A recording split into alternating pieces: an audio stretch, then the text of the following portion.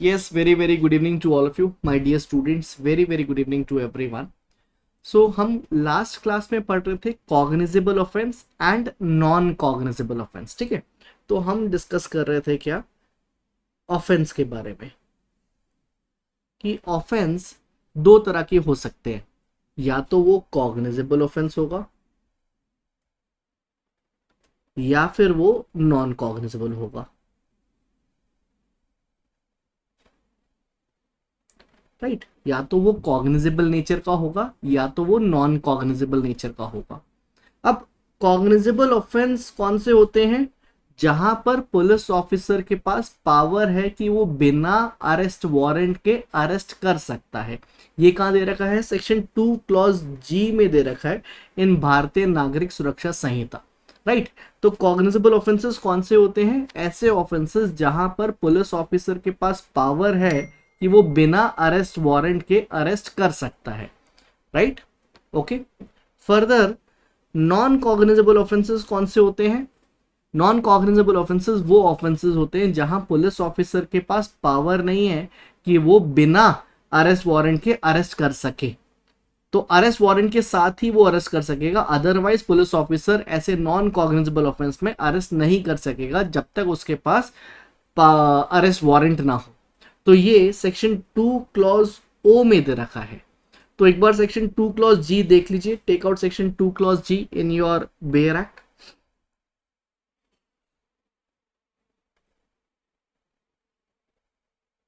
आई hope कि आपको ये विजिबल होगा 2 क्लॉज जी। यहाँ पे लिखा हुआ है कॉग्निजेबल ऑफेंस। तो cognizable offence means an offence for which and cognizable case means a case in which a police officer may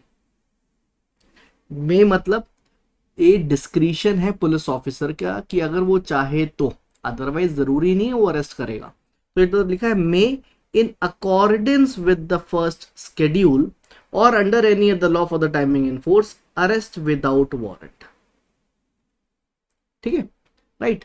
तो फर्स्ट शेड्यूल के अकॉर्डिंगली वो अरेस्ट कर सकता है। तो फर्स्ट शेड्यूल जो है वो आपको बताता है कि ये ऑफेंस कॉग्निजेबल नेचर का है या नॉन कॉग्निजेबल नेचर का है। हमें ये नहीं देखना कि जो ऑफेंस 3 साल से ज्यादा होते हैं वो ऑफेंस कॉग्निजेबल नेचर का होता है, ऐसा नहीं है। रादर हमें अगर ये चेक करना है कि ये ऑफेंस कॉग्निजेबल है या नॉन कॉग्निजेबल है, तो हमें उसके लिए एक स्केड्यूल देखना पड़ेगा, स्केड्यूल फर्स्ट। और वहां पर सारी चीजें बता रखी, जैसे कि अगर मैं आपको दिखाऊं, कल मैंने आपको बताया था ये सारी चीजें, जैसे कि ये स्केड्यूल है, स्केड्यूल फर्स्ट। अगर हम ये सेक्शन 260 देखते हैं तो यहाँ इम्प्रिजनमेंट फॉर 3 years और फाइन, ठीक है। तो ये लिखा है if under sentence imprisonment for less then 10 years और लॉफुली कमिटेड टू कस्टडी, तो ये कॉग्निजेबल नेचर का है जो कि बेलेबल है, राइट। या फिर इसका दूसरा कोई ऑफेंस देखो, देखो 254 देखो, यहाँ लिखा है हार्बरिंग रॉबर्स और डेकॉइट, कि जो रॉबर्स या डेकॉइट को हार्बर करता है, ठीक है। हार्बर मतलब जो उन्हें पनाह देता है, पानी देता है, जगह देता है रहने की, या उनकी हेल्प करता है, तो उसको हम हार्बरिंग बोलते हैं, ठीक है। तो यहाँ लिखा है कि हार्बरिंग रॉबर्स और dacoits rigorous imprisonment for 7 years and fine. तो यहां पर जो वो ऑफेंस है वो कॉग्निजेबल नेचर का है जो कि बेलेबल भी है। तो यहाँ स्केड्यूल बता रहा है कि वो ऑफेंस कौन सा है, वो कॉग्निजेबल है। तो कॉग्निजेबल मतलब कि वहां पर आप उसको अरेस्ट कर सकते हो, ठीक है, बिना वारंट के। फर्दर अगर आप ये देखोगे इम्प्रिजमेंट फॉर 2 years, ये लिखा है public servant disobeying a direction of law with intent और to save person from punishment और प्रॉपर्टी फ्रॉम फॉरफीचर, तो यहाँ 2 साल की पनिशमेंट है और ये नॉन कॉग्निजेबल है। तो यहाँ पर स्केड्यूल में बता रखा है क्या, कि वो नॉन कॉग्निजेबल है। Is it clear? तो हमें ये देखना है कि वो कॉग्निजेबल है या नहीं, उसके लिए हमें we have to check what, we have to check the schedule first. हमें स्केड्यूल देखना पड़ेगा, right. Is it clear to everyone?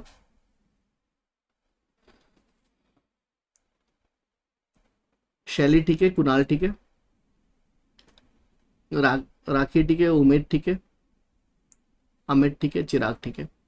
अब दूसरी चीज हमें एक और चीज देखनी है कि ये तो रहा कौन सा, भारतीय न्याय संहिता में जो ऑफेंसेस दे रखे शेड्यूल 1 में। बट अगर ऐसे ऑफेंसेस जो दूसरे लॉ में ऑफेंसेस हैं, ठीक है, तो वहां पर हमें ये रूल फॉलो करना है, जो 3 साल से बड़े वाले ऑफेंसेस हैं वो कॉग्निजेबल हैं, और जो 3 साल से छोटे वाले ऑफेंसेस हैं वो नॉन कॉग्निजेबल है। वो भी देख लो आप, यहाँ पे लिखा हुआ है offences under other law.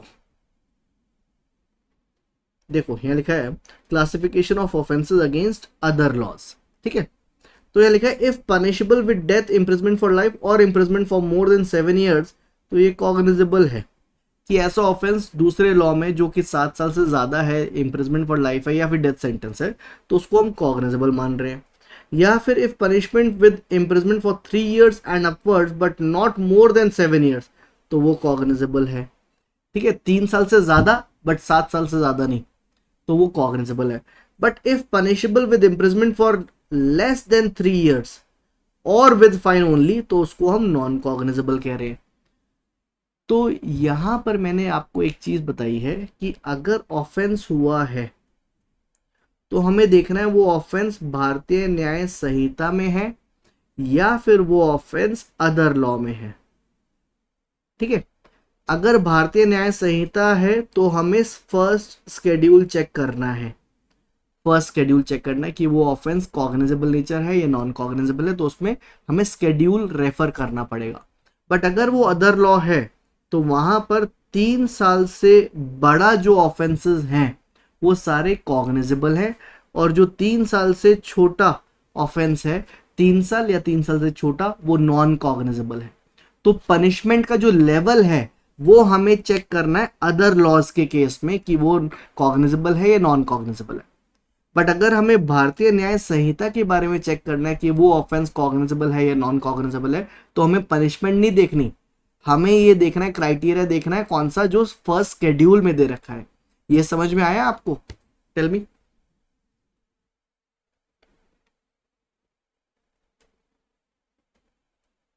Kunal ठीक है, उमेद ठीक है, राखी ठीक है।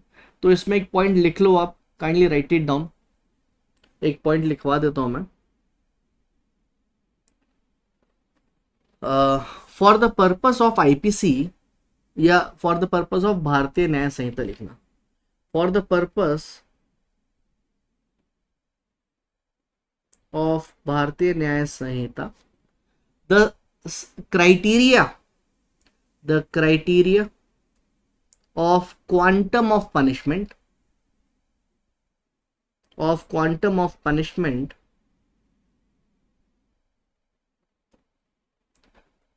are not followed,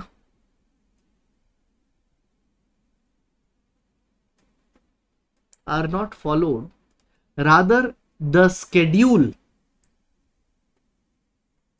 rather the schedule itself declare, rather the schedule itself declare whether, whether an offense is, whether an offense is cognizable or non-cognizable, is cognizable or non-cognizable. Full stop. Next para. The cognizable offenses are those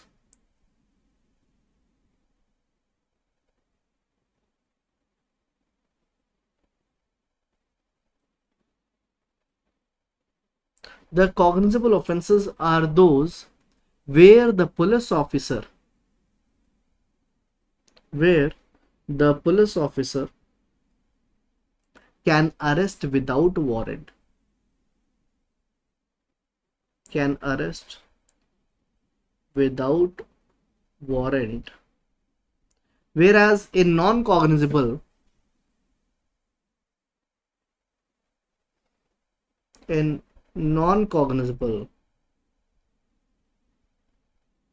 in non-cognizable cases, the police officer cannot arrest,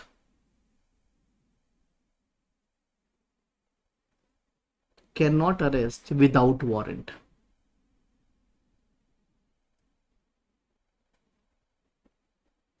Without warrant. Okay, next para. For the other offenses,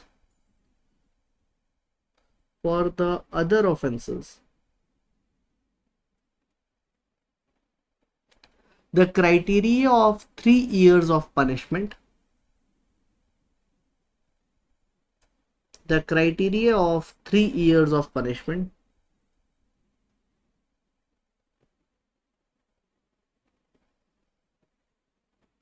the criteria of 3 years of punishment is followed, that is any offense punishable,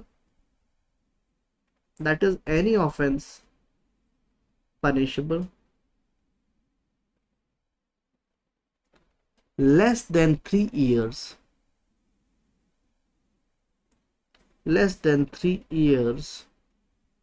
will be non-cognizable,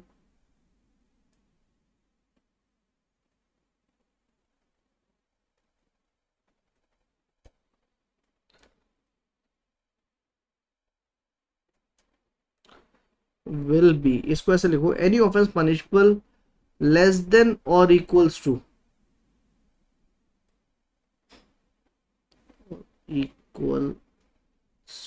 3 years will be non-cognizable, and any punishment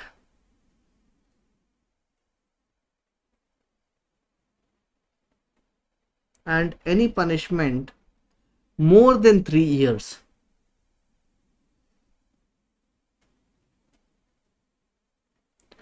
will be cognizable offense.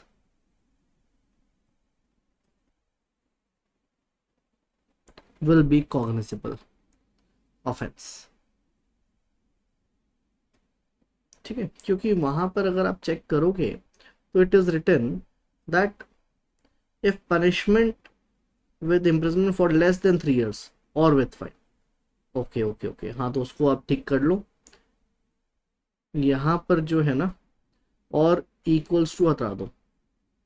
यहाँ पे मैंने ठीक लिखा था, आप उसको correct कर लो दोबारा से, कि अगर लेस देन 3 years है तो फिर वो नॉन कॉग्निजेबल होगा, and any punishment more than और इक्वल्स टू, इसको आप ठीक कर लो, equals to 3 years will be cognizable offence. ठीक है, इज इट क्लियर?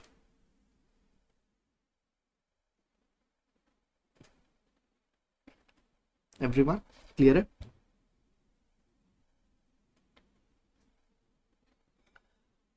चिराग ठीक है, राखी ठीक है, शैली ठीक है, कुणाल ठीक है, अमित, उम्मीद ठीक है.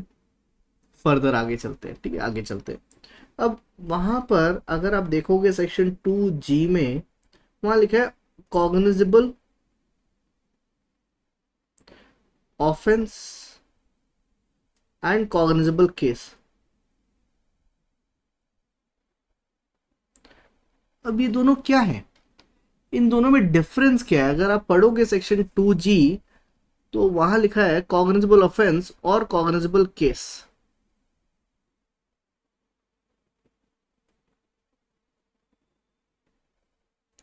कॉग्निजेबल ऑफेंस और कॉग्निजेबल केस, इसमें अंतर क्या है? What is the difference between the two? Tell मी.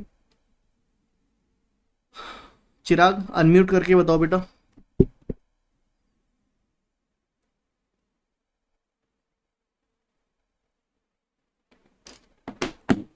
सर पता नहीं है सर. पता नहीं? पीछे से कौन बता रहा है यस सर? चिराग, वेरी गुड, कोई बात नहीं. सो कुणाल आप बताओ, कॉग्निजेबल ऑफेंस और कॉग्निजेबल केस में अंतर क्या है?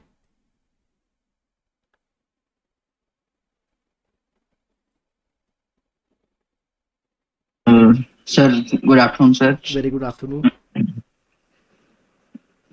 सर कॉग्निजेबल ऑफेंस कोई मतलब जैसे क्राइम होता है सीरियस क्राइम, हम्म तो वो मतलब एक कॉग्निजेबल ऑफेंस होता है जब वो केस में कन्वर्ट हो जाता है, तो सर वो कॉग्निजेबल केस होता है। केस में मतलब कैसे कन्वर्ट होगा? a case involving a cognizable offense is a cognizable case। अगर और सर एक ऑफेंस, एक केस हाँ में जी, 3-4 ऑफेंस हुए हैं और उसमें से दो, एक ऑफेंस कॉग्निजेबल है, बाकी 4 ऑफेंस नॉन कॉग्निजेबल है, फिर क्या होगा? सर कॉग्निजेबल केस ही माना जाएगा वो। अच्छा, कहाँ लिखा हुआ है ये सब चीज? सर वो क्योंकि एक तरीके से सीरियस क्राइम हो गया ना, तो सर वो सबसे ऊपर आएगा एफआईआर में। ठीक, ठीक, very good mister Kunal, it is good. देखो, तो जैसे कि and there is one more answer written by Preksha. Preksha says offence means the commission of such act but case is started when cognizable cognizance taken by the court. Okay, ठीक है। देखो, मान लो कोई एक एक्ट हुआ, ठीक है। अब हमें देखना है कि वो ऑफेंस है भी या नहीं। तो उसके लिए हम भारतीय न्याय संहिता की डेफिनेशन चेक करेंगे, है ना? राइट। कोई एक एक्ट हुआ और हम हमें वो चेक करना है कि वो ऑफेंस है भी या नहीं। तो उसके लिए हम भारतीय न्याय संहिता चेक करेंगे। पहले हम आईपीसी चेक करते थे, बट अब क्योंकि आईपीसी नहीं है, अब बीएनएस है, तो भारतीय न्याय संहिता चेक करेंगे। और उसमें अगर वो कह रहा है कि yes it is an offence, क्यों? क्योंकि it is fulfilling the definition of the offence, it fulfils the definition of such offence. कि अगर वो ऑफेंस की डेफिनेशन फुलफिल हो जाती है तो फिर हम उसको ऑफेंस बोलेंगे। तो अब हमें देखना है कि क्या वो कॉग्निजेबल है या नॉन कॉग्निजेबल है, राइट? तो उसके लिए we will check what, we will check schedule first, we will check schedule first. ठीक है, तो ये होता है cognizable offence, right? Okay, it is basically the consequence of my act, कि जो मैंने एक्ट करा उसका कॉन्सिक्वेंस क्या है, क्या वो किसी डेफिनेशन में फॉल कर रहा है या नहीं कर रहा है। और अगर वो फॉल कर जाता है तो फिर वो ऑफेंस हो जाएगा। और वो अगर ऑफेंस स्केड्यूल में दे रखा है कि वो कॉग्निजेबल नेचर का है या नॉन कॉग्निजेबल नेचर का है, अगर कॉग्निजेबल नेचर का है तो फिर कॉग्निजेबल ऑफेंस माना जाएगा। अब हमें देखना है कि कॉग्निजेबल केस क्या होता है। तो मान लो उस ऑफेंस के लिए आपने एफआईआर फाइल कर दी, so that becomes a case, that becomes a case once the legal proceedings has been instituted, it will become the case। और क्योंकि वो कॉग्निजेबल नेचर का है तो वो कॉग्निजेबल केस कहलाया जाएगा। समझ में आया एवरीवन? परीक्षा ठीक है, कुणाल ठीक है, शैली ठीक है। तो इसमें लिख लो, एक छोटा सा पॉइंट लिख लो, that offence is the act, offense is the act and consequence as defined. Wait, Mr. Amit, I'll repeat it. Offense is the act and consequence as defined in penal laws. But the moment the moment the legal proceedings are initiated,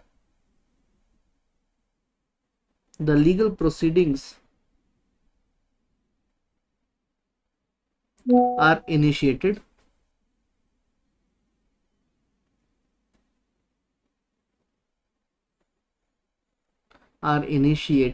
it becomes the case, it becomes the case। Just give me, okay. So ठीक है, यहाँ तक सब चीज़ clear है। मुझे दोबारा से बताना था ये अमित, ठीक है। अब ये देखो अमित सुनो, इस मान लो मैं आपको बता रहा हूँ कॉग्निजेबल केस और कॉग्निजेबल ऑफेंस का डिफरेंस क्या होता है। मान लो कि कोई एक एक्ट हुआ, अब वो एक्ट हमें देखना है कि वो ऑफेंस है भी या नहीं, तो उसके लिए हम भारतीय न्याय संहिता चेक करेंगे कि वो उसकी डेफिनेशन में फॉल कर रहा है या नहीं कर रहा है। तो अगर वो फुलफिल करता है उसकी डेफिनेशन, तो फिर हम उसको बोलेंगे एक ऑफेंस। और अब हमें वो चेक करना है कि वो कॉग्निजेबल ऑफेंस है या नॉन कॉग्निजेबल है, तो उसके लिए हम फर्स्ट शेड्यूल चेक करेंगे, ठीक है। तो वो फिर एक कॉग्निजेबल ऑफेंस हो जाएगा। बट अगर केस की बात करते हैं तो केस एक तरह से लीगल प्रोसीडिंग है। तो एक अगर एफआईआर होती है कॉग्निजेबल ऑफेंस के लिए, तो फिर वो एक तरह से कॉग्निजेबल केस के तरह ट्रीट करा जाएगा। समझ में आया Amit? Is it clear? Okay. अब जैसे मान लो फॉर एग्जांपल, एक और एग्जांपल देता हूं आपको। मान लो ए ने मर्डर करा, A had committed a murder, but murder से पहले उसने क्या क्या ऑफेंसेस करे। ए पहले गया बी के हाउस में, मान लो ये घर है, ठीक है, राइट। तो ए ने पहले ट्रेसपास कर दिया, तो पहला ऑफेंस हो गया ट्रेसपास। फिर जब वो इसके अंदर घर के अंदर गया तो उसने विंडो तोड़ दी, फिर अंदर गया विंडो तोड़ के, तो दूसरा ऑफेंस हो गया क्या, हाउस ब्रेकिंग, ठीक है। हाउस ब्रेकिंग और ट्रेसपास भी हाउस ब्रेकिंग ही होता है, बट इसका एग्रेवेटेड ऑफेंस होता है, ठीक है, राइट। अब मान लो जब वो और अंदर गया तो उसको वहां पर सी मिला, राइट, ही मेट सी, और सी को उसने आयरन रॉड मार दी, जिसकी वजह से सी गॉट ग्रीवियस हर्ट, ठीक है। वो और अंदर गया और बी को उसने गोली मार दी, शॉट डेड, राइट, ओके। तो यहां पर बी का उसने मर्डर करा, सी का उसने ग्रीवियस हर्ट करा, उसके घर में हाउस ब्रेकिंग करी, शीशा तोड़ा, तो उसने मिसचीफ भी कर दिया। मिसचीफ भी एक ऑफेंस होता है। और उसने ट्रेसपास करा, तो उसने इतने सारे ऑफेंसेस कर लिए, right. So these all these offences are committed in same transaction, single transaction में हुआ है, राइट। तो यहां पर जरूरी नहीं है हर एक ऑफेंस के लिए आप सेपरेट एफआईआर फाइल करोगे, एक ही एफआईआर फाइल करोगे और उसी में सेपरेट सेपरेट क्या होंगे, सेपरेट सेपरेट चार्जेस फ्रेम होंगे, हर एक ऑफेंस के चार्ज फ्रेम होंगे। समझ में आया? Is it clear? Tell me. तो यहां पर ये अलग अलग ऑफेंसेस हैं, और जब इन सारे ऑफेंस को कंबाइन करते हैं केस में, कंबाइन करते हैं, तो उसको हम कॉग्निजेबल केस बोलेंगे, उसको हम कॉग्निजेबल केस बोलेंगे। क्यों? क्योंकि हमने लीगल प्रोसीडिंग शुरू कर दी, एफआईआर कर दिया, तो it can be a single case also, right. There may be in one case there may be one offence और देर मे बी सेवरल ऑफेंसेस। तो एक केस के अंदर एक ऑफेंस हो सकता है या एक ऑफेंस से ज्यादा भी ऑफेंसेस हो सकते हैं। समझ में आया? Is it clear?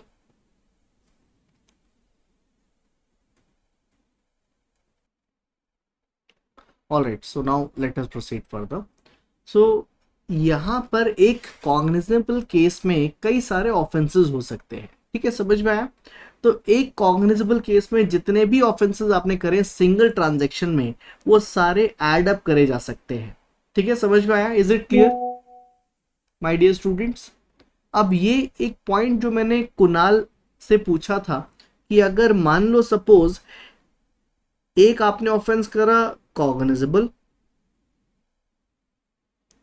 और 3 आपने ऑफेंस करे नॉन कॉग्निजेबल, तो इसको हम कॉग्निजेबल ऑफ केस की तरह ट्रीट करेंगे या नॉन कॉग्निजेबल केस की तरह ट्रीट करेंगे? तो यहां पर कुणाल ने बोला था कि सर इसको हम कॉग्निजेबल केस की तरह ट्रीट करेंगे। क्यों? क्योंकि कॉग्निजेबल मतलब थोड़ा ग्रेव हीनियस ऑफेंस हुआ है, as considered as compare to non cognizable offence. तो अगर उनमें से एक ऑफेंस भी कॉग्निजेबल है, बाकी सारे ऑफेंसेस नॉन कॉग्निजेबल हैं, तो फिर ये क्या होंगे, ये सारे के सारे will be treated as a cognizable offence. समझ में आया? Is it clear?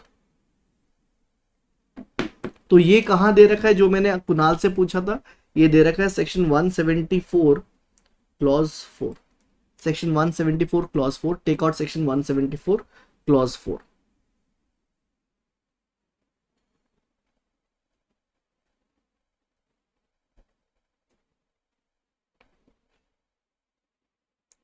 One 174 clause 4.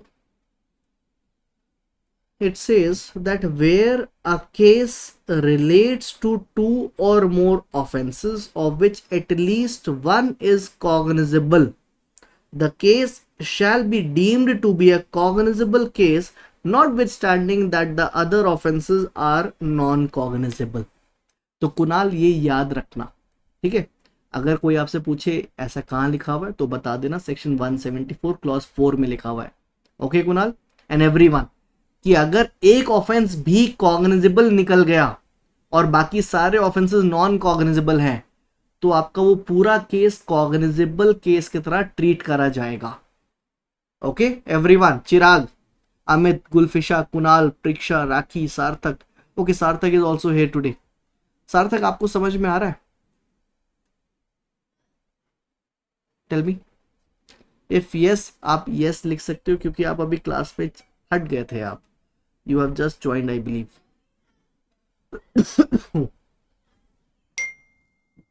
Tell me, clear हो रहा है? Sarthak, okay Sarthak is not responding. Okay Sarthak has given thumbs up, very good. तो यहां पर मैंने आपको ये बताया है कि अगर मान लो आपने किसी के घर में गए और ऑफेंस करने लग गए, और उस ऑफेंस में आपने किसी को चाटा मार दिया, चाटा मारने के बाद किसी को धक्का दे दिया, तो धक्का देना बहुत बड़ा ऑफेंस नहीं है, बट आगे चल के आपने गोली मार दी, तो जो धक्का दिया है वो तो नॉन कॉग्निजेबल है, बट जो आपने गोली मारी है वो कॉग्निजेबल है। तो ये पूरा एक केस ही माना जाएगा और उस पूरे केस को हम बोलेंगे कॉग्निजेबल केस। ठीक है राइट? तो इसमें एक छोटा सा पॉइंट लिख लो आप, kindly right it down, that a cognizable case is a case, a cognizable case is a case in which if several offenses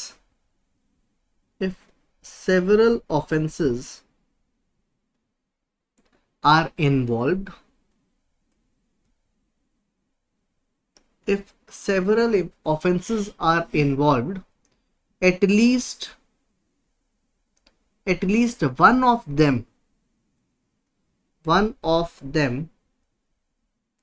is a cognizable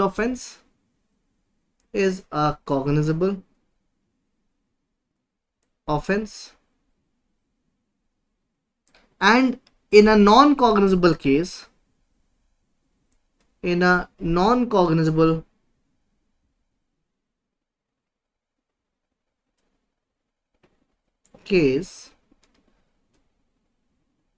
it would be and in a non-cognizable case would be where all the offenses are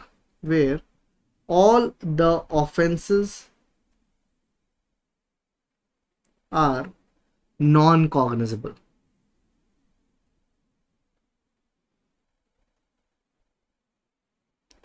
All the offenses are non-cognizable. ठीक है? Is it clear? Tell me. Clear है? आगे बढ़े, आगे बढ़ते हैं। अब देखो, तो अभी मैंने आपको बताया कि कॉग्निजेबल ऑफेंस कौन सा होता है और नॉन कॉग्निजेबल ऑफेंस कौन सा होता है। ठीक है राइट? अब थोड़ा सा आगे चलते हैं, प्रोसीजर के तरफ चलते हैं। अब मान लो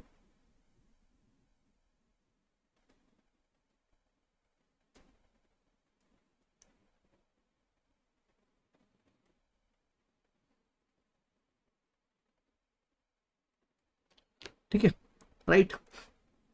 this is Bhola and this is Ramwati. वैसे गलत हो जाएगा, चलो कोई बात नहीं। दिस इज ऑल्सो डेविल मान लो,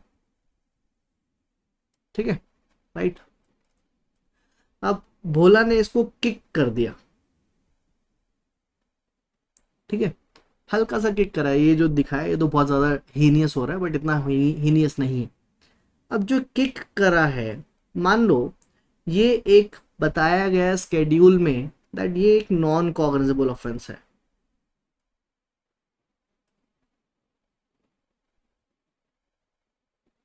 ठीक है, नॉन कॉग्निजेबल ऑफेंस है। तो अब ये जो डेविल है, इसको तो दर्द हुआ, इसको तो असुविधा हुई, इसको तो इनकन्वीनियंस हुआ, प्रॉब्लम हुई। तो डेविल अब कहाँ जाएगा कंप्लेंट लिखवाने, एफआईआर लिखवाने? ये क्या करेगा डेविल, आप मुझे बताओ, अनम्यूट करके बताना मुझे, ऐसी चीजों में क्या करेगा वो, टेल मी।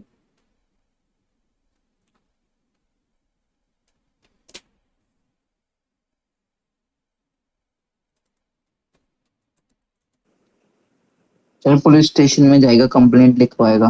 पुलिस स्टेशन में जाएगा, कंप्लेंट लिखवाएगा, है? हाँ कंप्लेंट जी, कैसी?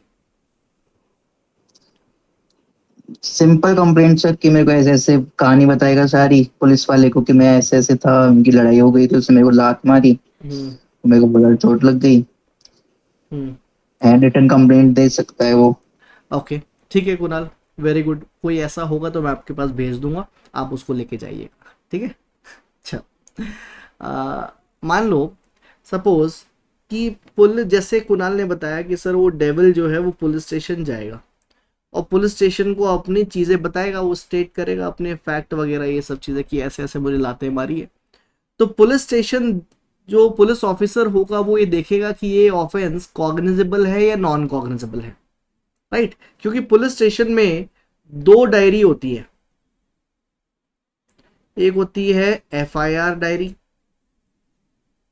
और एक होती है एनसीआर डायरी, ओके, ठीक है। तो हर एक पुलिस स्टेशन में दो डायरी होती है, एक होती है एफआईआर डायरी और एक होती है एनसीआर डायरी। एनसीआर डायरी मतलब नॉन कॉग्निजेबल रिपोर्ट से रिलेटेड डायरी होती है, ठीक है, राइट। तो एफआईआर में नोट करते हैं कॉग्निजेबल ऑफेंसेस,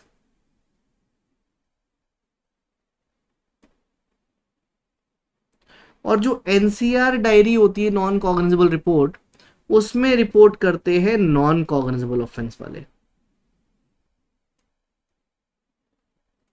ठीक है।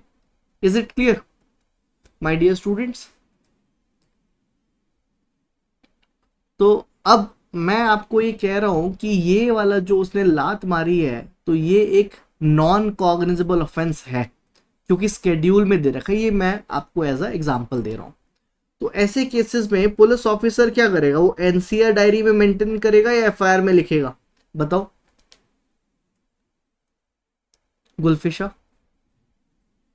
Where the police officer will write it, mention कहां करेगा वो? कुणाल, प्रीक्षा, राखी, शैली, उमेद? सर एनसीआर में। एनसीआर में करेगा, है ना, एनसीआर में करेगा। कौन से सेक्शन में करेगा कुणाल, ये भी बता दो। 174। 174, ये मैंने बताया क्या? अभी बताया था ना सर। अच्छा, चलो ठीक। तो एनसीआर ये दे रखा है सेक्शन 174, ठीक है। 174 सबसेक्शन 1, परीक्षा एब्सोल्युटली करेक्ट। एक बार 174 निकालो। सेक्शन 174 कहता है information as to non cognizable cases and investigation of such cases.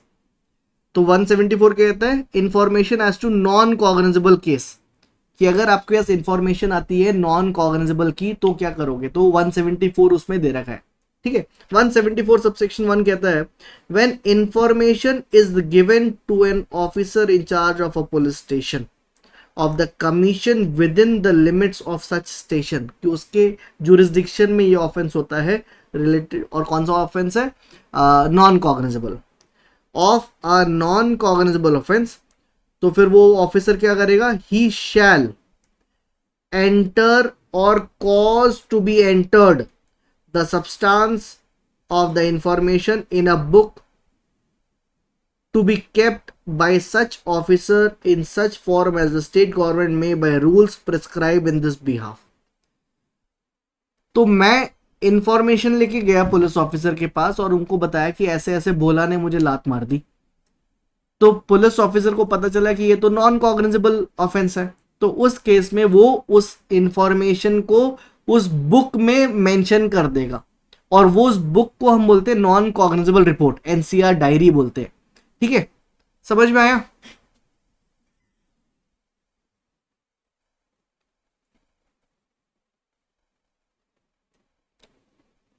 Kunal ठीक है, परीक्षा ठीक है, उमेद ठीक है, शैली ठीक है, अमित ठीक है। तो ये जो नॉन कॉग्निजेबल ऑफेंस है उसका इंफॉर्मेशन एनसीआर डायरी में लिखी जाएगी। ठीक है, तो जितने भी नॉन कॉग्निजेबल ऑफेंस होते हैं, जितने भी नॉन कॉग्निजेबल ऑफेंस होते हैं, उनकी जो इंफॉर्मेशन है वो एनसीआर डायरी में, बुक में मेंशन करी जाती है।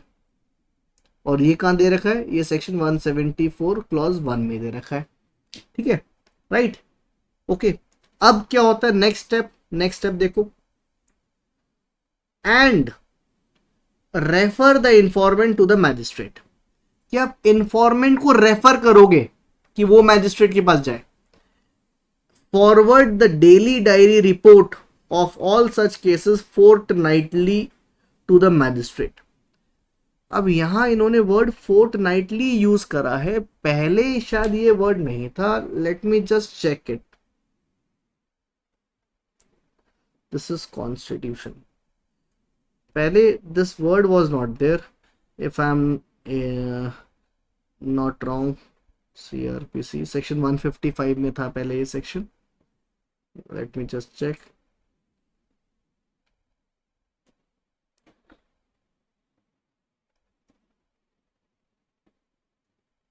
यहाँ लिखा है, when information is given to an officer in charge of police station commission within the limits of such books, within the limits of such station or non-criminal offense, he shall enter or cause to be enter the substance before itna such form as the state government may prescribe in this behalf and refer the informant to the magistrate, है ना? यहाँ पे लिखा है refer the informant to the magistrate, but वहाँ लिखा है and करके, ओहो, and करके उन्होंने चेंज करा है, and ओहो कोई बात नहीं, and refer the informant to the magistrate. ठीक है, ये पहला point. And second, forward the daily diary report of all such cases fortnightly to the magistrate. अब यहां लिखा है, व्हाट इज दिस, इसको हटाए पहले तो, है ना, इसको भी हटाए। अब यहां पर बस refer the informant to the magistrate लिखा हुआ है, आगे no police officer shall investigate a non-cognizable case without the order of a magistrate having power to try such case or commit the case for trial। But नए उसमें देखो यहाँ लिखा है, no police officer shall investigate a non-cognizable case without the order of a magistrate having power to try such case or commit the case for trial। तो this is same, but ये वाला जो पोर्शन है second वाला, forward the daily diary report of all such cases fortnightly to the magistrate, तो ऐसा तो है नहीं कि एक ही ऑफेंस आया है उसके पास, ऐसे और अलग अलग इंफॉर्मेशन आती है, तो वो कह रहा है वो सारे इंफॉर्मेशन अपने मैजिस्ट्रेट को फोर्टनाइटली भेजेगा। फोर्टनाइटली मतलब एवरी ट्वाइस अ वीक, 14 दिन में, 14 डेज। फोर्टनाइटली का मतलब होता है 14 डेज। ओके, तो लिखा है forward the daily diary report of all such cases, such cases मतलब नॉन कॉग्निजेबल केस की जो इंफॉर्मेशन आती है, फोर्टनाइटली टू द मैजिस्ट्रेट। समझ में आया? तो यहाँ दो चीजें लिखी हुई है section 174 clause 1,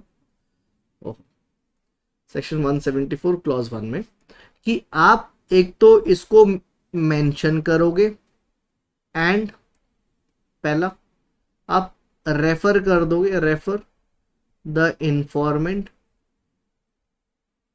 to judicial magistrate, and second that you shall forward the daily diary report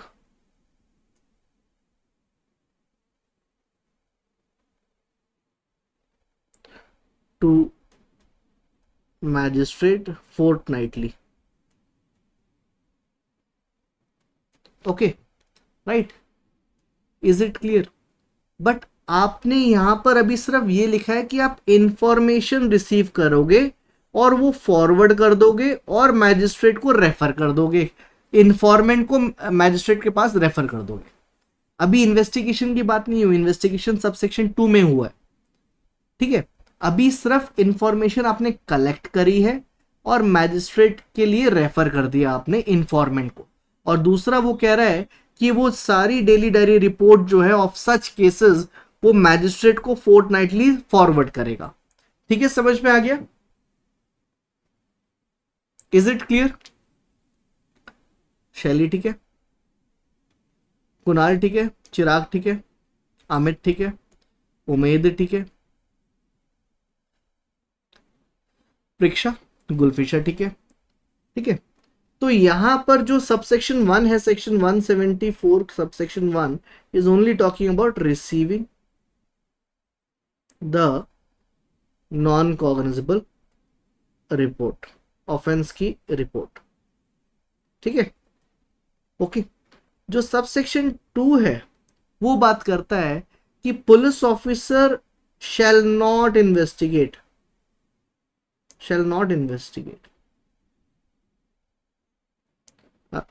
अगर आप पढ़ोगे, no police officer shall investigate a non cognizable case without the order of a magistrate having power to try such case or commit the case for trial. What it means? It means कि जो police officer है non cognizable offence में, पहली बात कि वो एक तो अरेस्ट भी नहीं कर सकता बिना वारंट के, और दूसरा वो इन्वेस्टिगेट भी नहीं कर सकता जब तक उसका एरिया मैजिस्ट्रेट उसको एम्पावर ना करे, उसको क्या नाम है, ऑर्डर ना करे टू इन्वेस्टिगेट। समझ में आया? Is it clear? So police officer will not start investigation on the matter of non cognizable offence by his own.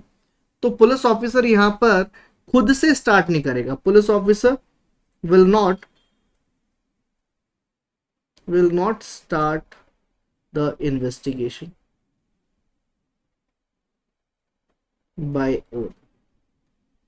Police officer will not start the investigation by own, वो खुद से start नहीं करेगा, right? Okay, वो तभी start करेगा जब उसका एरिया मैजिस्ट्रेट, क्योंकि यहां लिखा हुआ है क्या, that having magistrate having power to try. तो हैविंग पावर टू ट्राई मतलब जो उसका, जिसके पास जुरिस्डिक्शन होगा ट्राई करने का, वही उसको अगर ऑर्डर देता है इन्वेस्टिगेशन का, तभी आप उसको आगे प्रोसीड कर पाओगे, अदरवाइज नहीं। समझ में आया? So the magistrate having power to try can order him only.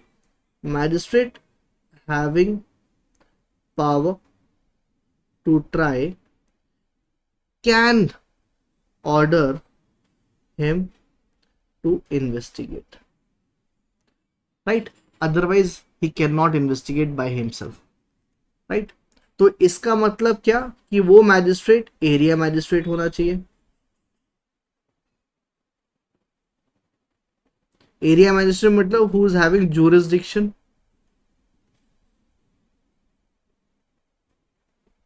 to try, ठीक है? who is having jurisdiction to try। Area magistrate मतलब कि अगर ऑफेंस हुआ है सपोज मुखर्जी नगर में, तो मुखर्जी नगर का जो जुडिशियल मैजिस्ट्रेट है वही उसको ऑर्डर करेगा। बट जो साकेत कोर्ट का जो जुडिशियल मैजिस्ट्रेट है वो उसको ऑर्डर नहीं करेगा कि जाओ आप इन्वेस्टिगेट करो। ये बात समझ में आ गई आप सभी को? अमित, चिराग, गुलफिशा, कुणाल, प्रीक्षा, राखी, शैली, उमेद, कि अगर आपको परमिशन लेनी है इन्वेस्टिगेशन की तो आप अपने एरिया मैजिस्ट्रेट से ही लोगे। एरिया मैजिस्ट्रेट मतलब जिसका जुरिस्डिक्शन बनता है, ठीक है? आप किसी और के एरिया मैजिस्ट्रेट से परमिशन नहीं ले सकते, ठीक है? अब इसको आगे लेके चलता हूं। मान लो सपोज पुलिस ऑफिसर के पास एक नॉन कॉग्निजेबल ऑफेंस की इंफॉर्मेशन रिसीव्ड हुई, ठीक है? उसने क्या करा, उसने इसको वो कर लिया, क्या नाम है, सेक्शन 174 में 174 में इसने क्लॉज 1 में रिसीव कर ली, रिसीव्ड, और उसमें मेंशन कर दिया, और उसके साथ साथ himself starts the investigation without taking permission, starts the investigation without taking permission। तो अब आप मुझे बताओ, नाउ व्हाट विल हैपन? अगर पुलिस ऑफिसर ने without taking permission, without the order of magistrate has conducted the investigation, then what will happen to such investigation? बता दो, tell me my dear students, just a minute.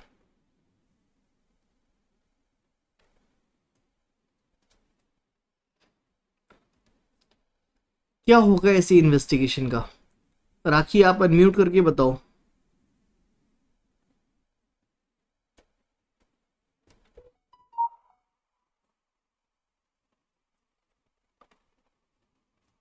कि उस police officer के पास power तो नहीं है investigation करने की जब तक वो परमिशन नहीं ले लेता, और उसने बिना परमिशन के इन्वेस्टिगेशन कर दिया।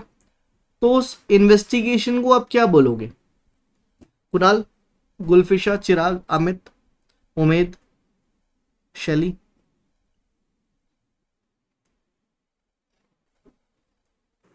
सर इनवैलिड इन्वेस्टिगेशन, इस मतलब वो इन्वेस्टिगेशन को आप नल एंड वॉइड बोल रहे हो? हाँ जी, मानी नहीं जाएगी कुछ। इस इन्वेस्टिगेशन को हम नहीं मानेंगे, इनवैलिड कह रहे हो? इनवैलिड मतलब इलीगल, है ना? इलीगल है, yes sir. Right? Okay, very good. तो यहां पर अगर ऐसा हो भी जाता है, पुलिस ऑफिसर ने बिना कोर्ट की परमिशन के इन्वेस्टिगेशन कर लेता है, तो फिर जो एक्यूज्ड है वो हाई कोर्ट जाके उस इन्वेस्टिगेशन को वॉइड डिक्लेयर करवा सकता है, अनकॉन्स्टिट्यूशनल डिक्लेयर करवा सकता है, इनवैलिड डिक्लेयर करवा सकता है, इलीगल डिक्लेयर करवा सकता है। उस पुलिस इन्वेस्टिगेशन के बाद जो पुलिस रिपोर्ट सबमिट करेगा, उस पुलिस रिपोर्ट को वो क्वाश करवा सकता है। समझ में आया? Is it clear? तो यहां पर एक्यूज्ड को has to be very active, accused को एक्टिव होना पड़ेगा। और एक्यूज्ड का अगर पता चलता है कि भाई ऐसे ऐसे फला फला पुलिस ऑफिसर ने बिना परमिशन के ऐसे इन्वेस्टिगेशन करा है जहां पे वो उसके पावर नहीं थी, और उसके बाद उसने इन्वेस्टिगेशन करने के बाद उसने अपनी पुलिस रिपोर्ट सबमिट करी है, तो उस पुलिस रिपोर्ट को वो क्वाश करवा सकता है, इलीगल डिक्लेयर करवा सकता है। क्यों? क्योंकि इलीगल प्रोसीडिंग है। समझ में आया एवरीवन?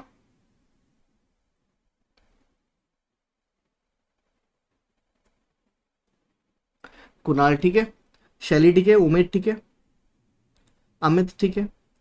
अब फर्दर, अब मान लो कि यहां पर हुआ क्या, इंफॉर्मेशन रिसीव हुई, यहाँ पे उसने इन्वेस्टिगेशन कर लिया, उसने यहाँ पे पुलिस रिपोर्ट सबमिट करी, कॉग्निजेंस ले लिया कोर्ट ने, उसके बाद ट्रायल शुरू हो गया, उसके बाद सेंटेंस हो गया, जजमेंट आ गया, और अब आप अपील में जा रहे हो। अपील में कौन जा रहा है? एक्यूज जा रहा है।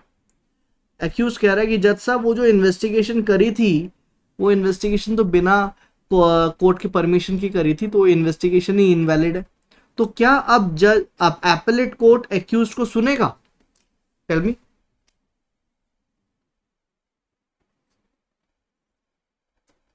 क्या एपेलेट कोर्ट एक्यूज्ड को सुनेगा? Will he be listening to the accused, this excuse? Umed says no, Shaili says no. What about others?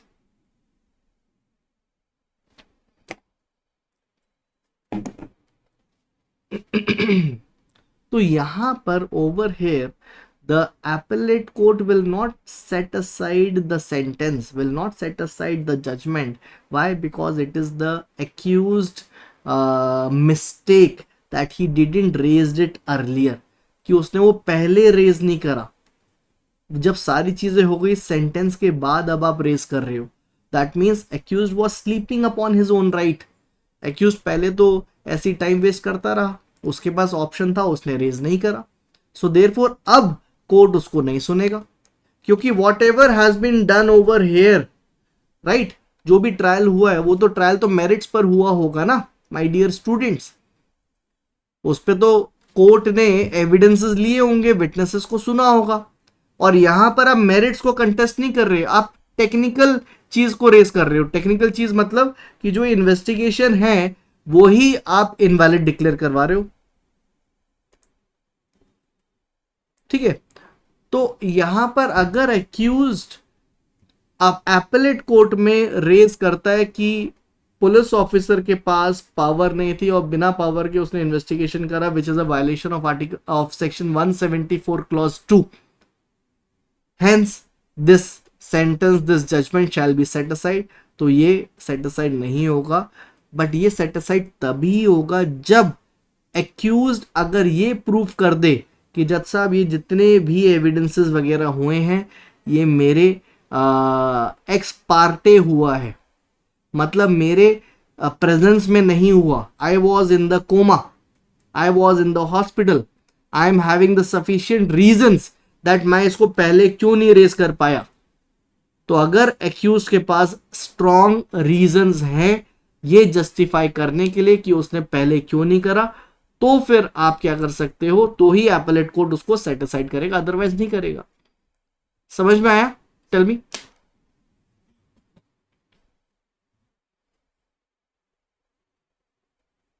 Kunal ठीक है, परीक्षा ठीक है, शैली ठीक है.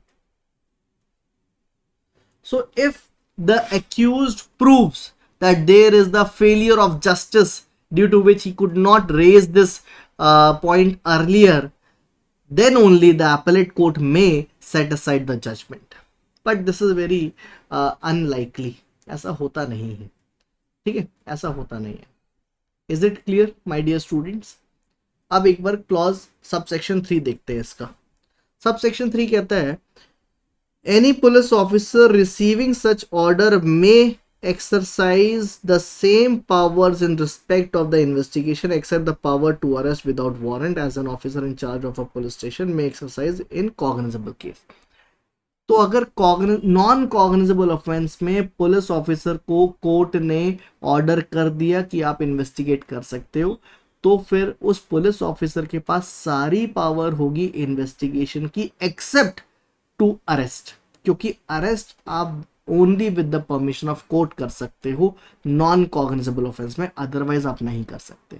समझ में आया कि एक बार आपको कोर्ट ने परमिशन दे दी इन्वेस्टिगेशन करने के लिए, तो पुलिस ऑफिसर के पास सारी पावर होगी जो नॉर्मली चैप्टर 13 में होती है फॉर इन्वेस्टिगेशन.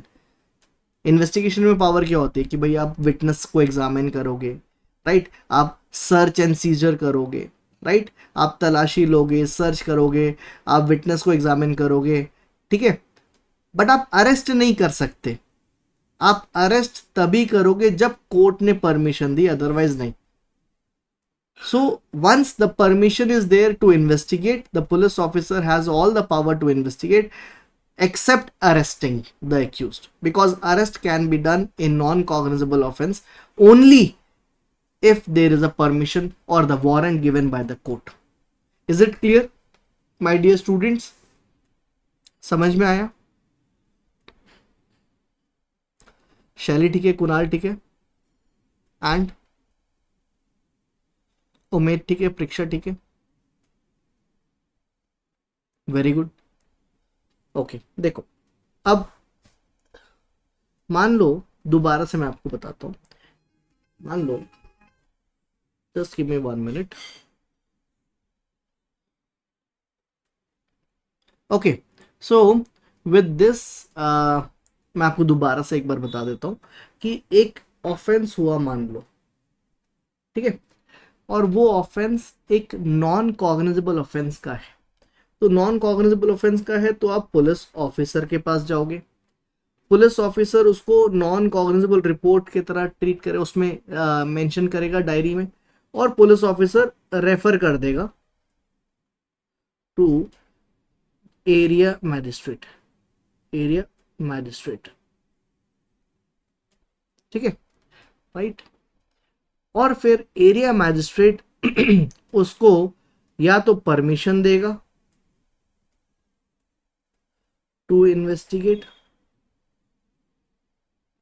या तो परमिशन नहीं देगा।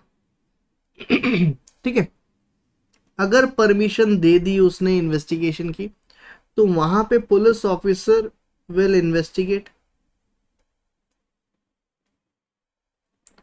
But he can not arrest until and unless the warrant is given by the court, ठीक है।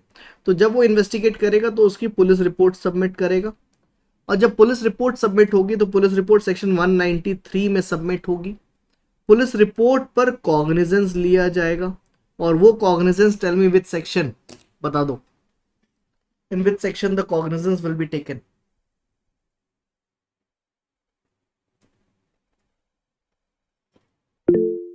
Priksha correct, Shelly correct. So that is section 210 clause 1 sub clause B, right? So the cognizance will be taken on this police report. तो ये हमारा offence होता है, offence हुआ है non cognizable offence. तो अगर नॉन कॉग्निजेबल ऑफेंस होता है तो ये वाला प्रोसीजर चलता है। समझ में आया? तो आज हमने नॉन कॉग्निजेबल ऑफेंस के बारे में पढ़ा है। अब कल हम पढ़ेंगे कॉग्निजेबल ऑफेंस मतलब एफआईआर। तो एफआईआर अब हमारा शुरू होगा नेक्स्ट क्लास में, that is on Monday. So Monday's class is also equally very very important for all of you, right? तो नॉन कॉग्निजेबल ऑफेंस के बारे में समझ गए कि नॉन कॉग्निजेबल ऑफेंस क्या होता है, उसमें क्या प्रोसीजर है, कैसी चीजें चलेंगी। आई बिलीव ये आज की क्लास में आपको क्लियर हो गया होगा। तो यहां तक क्लियर है सबको? Tell me. शैली ठीक है, कुणाल ठीक है, उमेद ठीक है, अमित ठीक है। All right, so with this I'm concluding this class over here. We shall meet on Monday. Okay, thank you everyone, God bless you. Okay, Kunal has something to ask. Kunal, you may unmute, पूछो, बोलो। Sir ये mains में जैसे 2 दिन का होता है mains का एग्जाम? अच्छा चलो, मैं एक बार रिकॉर्डिंग ऑफ करके, चलो रिकॉर्डिंग में बता देता हूँ। बेटा मेंस की अगर हम बात करते हैं तो फिर आपके अलग अलग पेपर होते हैं।